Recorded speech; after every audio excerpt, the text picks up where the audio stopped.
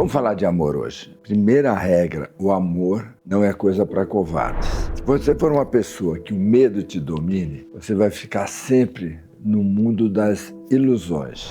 Se você for uma pessoa covarde, o único risco de você se apaixonar sábado à noite, quando você estiver assistindo série, é você se apaixonar ou não pelo entregador de pizza.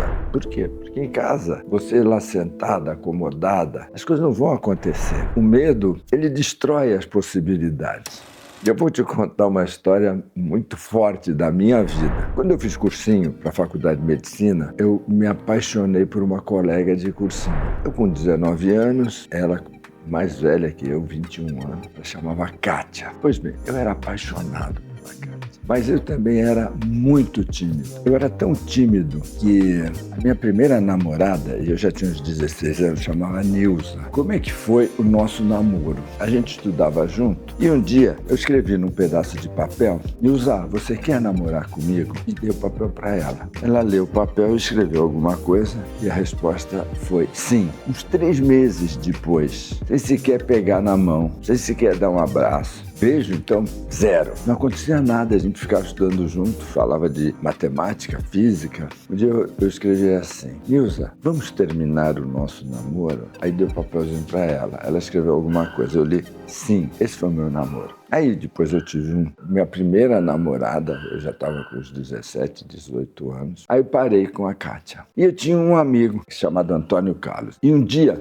eu estava com o Antônio Carlos e eu contei que eu era apaixonado pela Kátia. Ele falou: cara, mas você tem que falar. Eu disse: mas eu travo. Não, cara, você tem que falar. E aí ele contou uma história. Eu era de Juventude Católica, CJC. E ele falou assim: você lembra quando apareceu a Beth na comunidade? Como não lembrar? A Beth chegou, uma garota carismática. Ele falou assim: você lembra que eu era apaixonado pela Beth? Eu falei: lembro. Você lembra a história do Vitinho, da Beth e do Vitinho? Eu falei: eu lembro. Qual era a história da Beth e do Vitinho? O Antônio Carlos se apaixonou pela Beth, assim como o Vitinho. E o Vitinho era um garoto mais extrovertido, mais descolado. Vitinho começou a namorar a Beth. E o Antônio Carlos, que era meu amigo, eu sabia, um domingo, o Vitinho deixou a Beth em casa e foi para a casa dele. E a gente, no dia seguinte, teve a notícia: o Vitinho estava internado. O que aconteceu? O Vitinho começou a vomitar, levaram para a Santa Casa de Santos. E depois de uns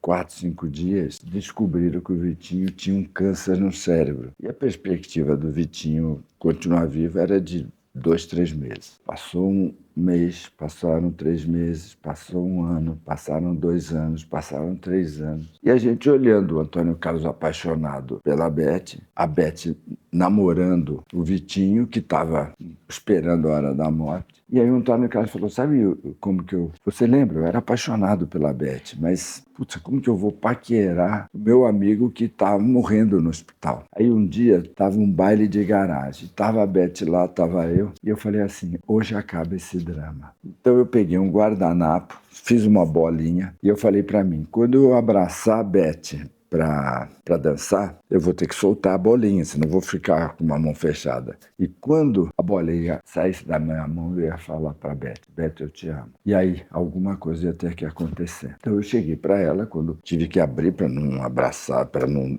dançar com uma mão fechada, caiu a bolinha. Eu falei: Beth, eu te amo. Aí eu falei para ela que esse tempo eu era apaixonado para ela, ficava sonhando o dia que a gente ia namorar. E ele falando, a gente ficou até o dia amanhecer conversando. E ela falou para mim que, independente do Vitinho ou não, ela não sentia nada por mim como namorado, sentia como amigo, e ela queria continuar essa relação comigo. Nossa, eu passei uns 6 meses chorando, porque eu era totalmente apaixonado por ela. E aí, depois disso, ele falando para mim: bom, eu era viciado em x-salada. Ele falou: quando você colocar o ketchup, você vai falar para Kátia: Kátia, eu te amo. E eu vou contar uma coisa triste para vocês. Desde essa época, eu nunca mais coloquei ketchup no meu sanduíche. Quando foi que eu coloquei o ketchup, eu travei.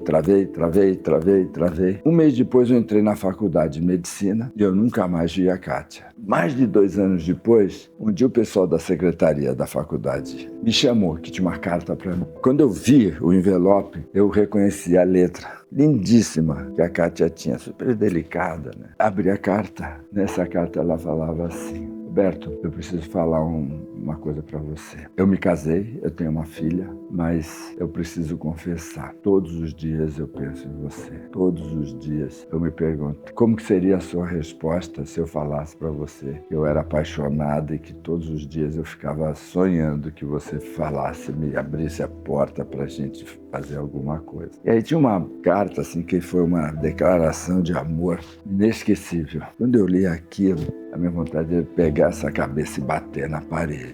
Eu não sei o que teria acontecido, mas desde esse tempo eu sempre me pergunto o que teria acontecido. E eu sei que talvez nesse momento você esteja afins de um rapaz, de um homem, afins de uma garota, uma mulher, e a sua cabeça pode ficar travando, como a minha ficou muito tempo. Esse medo não é um medo que vai ficar só na sua vida afetiva, vai ficar. O que teria acontecido se eu tivesse proposto aquele negócio? O que teria acontecido se eu tivesse montado a minha empresa? Seja no amor, nos negócios, na sua carreira. Não leve dúvida para a sua vida. Vai lá e fala. Você é muito mais amada, amado do que você imagina. Tem muita gente querendo te fazer feliz. Você só precisa destravar a primeira frase. A primeira frase define e definirá a sua vida. Não faz que nem eu fiz. Perdi muitas coisas importantes na minha vida pelo medo de tomar um não. Vai lá e fala. Depois vai acontecer A, vai acontecer B, vai acontecer C. Mas acredite em você.